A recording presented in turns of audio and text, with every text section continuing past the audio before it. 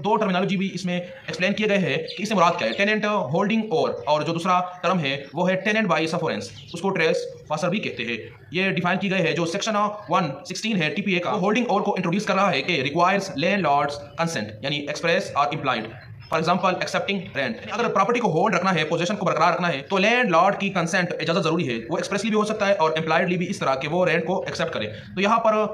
Tenant by sufferance, no consent, tenant remains in possession unlawfully after lease expiry. तो यहाँ पर एपिलान जो है वो टेनेंट है उसको बिकम अ ट्रेसपासर करार दिया, क्योंकि आफ्टर द लीज एक्सपायर्ड, वो लीज एक्सपायर हो चुका है और वो रह रहा है, लिहाजा उसको एक्सेप्ट नहीं किया गया है और उसकी जो टेनेंसी पीरियड है उसको एक्सटेंड नहीं किया गया है। तो पैरा 12A में इसको इंट्रोड्यूस किया गया है और पैरा 10 में ये बताया गया है कि जो ट्रांसफर प्रॉपर्टी एक्ट है वो एप्लीकेबल ही नहीं है। तो यहाँ पर ये कहा गया उसके जो प्रिंसिपल्स है वो एप्लीकेबल है as a rule of justice, equity and good consciousness. तो पैरा 10 में ये बयान किया गया और यहाँ पर मींस प्रॉफिट्स का भी क्लेम किया गया, जिसको कोर्ट ने एक्सेप्ट कर दिया कि वो कंपेंसेशन पे करे डबल रेट का, क्योंकि वो रंगफुली पोजीशन रखे हुए है जो टेनेंट है, और टेनेंट अब क्या है, ट्रेस पासर है। तो दो टर्मिनोलॉजी भी हमने एक्सप्लेन कर दिए, वो 12A में एक्सप्लेन हुए हैं, और जो applicability of transfer property act है वो जो केस लॉ का हेड नोट है पैरा C में इंट्रोड्यूस हुआ है, और नॉन रजिस्ट्रेशन के बारे में बताया गया है कि लीज जब एक्सपायर हो गया तो रजिस्टर भी नहीं है, इसलिए वो क्या है,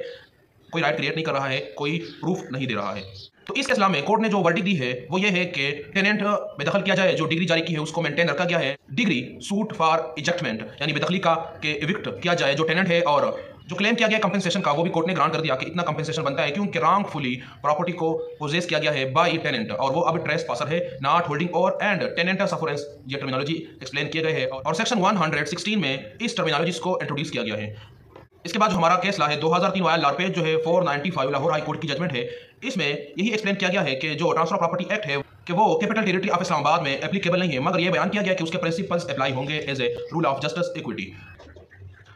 इसके बाद हमारे सामने नेक्स्ट केस ला है, उसकी साइटेशन है 2013 CLC पेज जो है 675 लाहौर हाई कोर्ट की जजमेंट है। इसमें यह एक्सप्लेन किया गया है कि अगर स्पेशल लॉ है और जनरल लॉ है उसके दरमियान कॉन्ट्रडिक्शन आ जाए या कंफ्लिक्ट आ जाए तो कौन सी लॉ प्रिवेल होगी या कौन सी लॉ एप्लीकेबल होगी। तो स्पेशल लॉ यहाँ पर जो है वो पंजाब रेंटल प्रिमिसेस ऑर्डिनेंस 2007 है, और जो जनरल लॉ है वो ट्रांसफर प्रॉपर्टी एक्ट है, TPA,